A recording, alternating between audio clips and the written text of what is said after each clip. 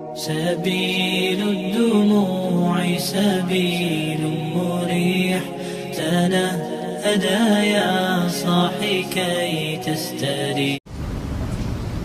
Pendapat yang paling kuat pada makmum membaca Al-Fatihah atau tidak di belakang imam, yang disepakati oleh para ulama, yang saya sebutkan dulu yang disepakati ya. Yang disepakati adalah kalau sholatnya sir, tidak ngerasin suara, seperti misalnya duhur, asar, kemudian rakaat ketiga maghrib dan 2 rakaat terakhir isya, gitu kan? Ini namanya sholat sir, kecilin suara. Maka wajib makmum membaca Al-Fatihah. Wajib makmum membaca Al-Fatihah, gitu kan? Kecuali dalam keadaan ini khilaf ulama, bagaimana kalau dia baru membaca Ar-Rahmanir Rahim, Maliki Yaumiddin, imamnya Allahu Akbar ruku. Apa yang dia harus lakukan? Jumhur ulama mengatakan ikuti imam. Karena dia sudah berijtihad, dia sudah baca, gitu kan? Tapi tidak selesai. Sama dengan orang masbuk, baru Allahu Akbar, imamnya kita baru baca 2 Al-Fatihah sudah ruku. Apa yang harus kita lakukan? Jumhur mengatakan ruku saja. Imam Syafi'i mengatakan tidak, harus dia baca. Nggak bisa. Dan dia boleh ketinggalan untuk mengejar Al-Fatihah sampai 3 gerakan. Kalau dalam mazhab Syafi'iyah, gitu kan?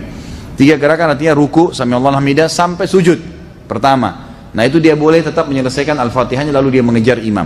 Karena pentingnya masalah Al-Fatihah ini. Tapi kalau sholatnya jahar, ngerasin suara, subuh, 2 rakaat pertama maghrib, gitu kan? 2 rakaat pertama isya, maka ini hukumnya jumhur mengatakan tidak ada bacaan bagi makmum, kecuali imam memberikan jeda waktu. Beranjak daripada hadis yang sahih bahwasanya Nabi SAW pernah mengatakan waladdallin amin, lalu tiba-tiba sahabat di belakang berlumba-lumba baca Al-Fatihah. Jadi ada suara bergemuruh gitu, sehingga bacaan Nabi SAW, Nabi sendiri terganggu SAW, dan makmum juga tidak konsentrasi dengar bacaan ayatnya beliau. Beliau begitu salam lalu beliau mengatakan mali unazi', kenapa tadi saya diganggu dengan bacaan kalian?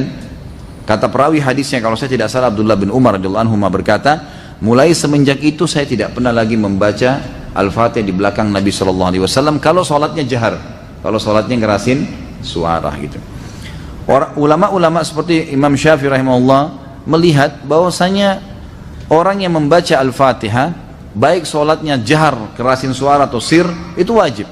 Beranjak daripada hadis Nabi SAW yang berbunyi tidak ada sholat bagi orang yang tidak membaca Al-Fatihah. Maka beliau tidak membedakan antara sholat berjamaah atau sholat sendiri ya. Kalau sholat sendiri mutlak harus baca ya, tidak boleh sama sekali tinggalkan Al-Fatihah, batal sholatnya kalau tinggalkan Al-Fatihah. Kalau sholat berjamaah sebagaimana saya sebutkan tadi, khilaf diantara ulama itu.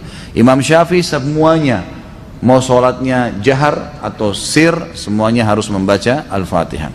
Allahu alam, kalau kita simpulkan, kalau saya simpulkan dari pendapat-pendapat ulama ini, saya melihat kalau seandainya imamnya membaca Al-Fatihah dengan suara keras, jelas ya, kita dengar ya, kita dengar. Seperti sekarang ada mic.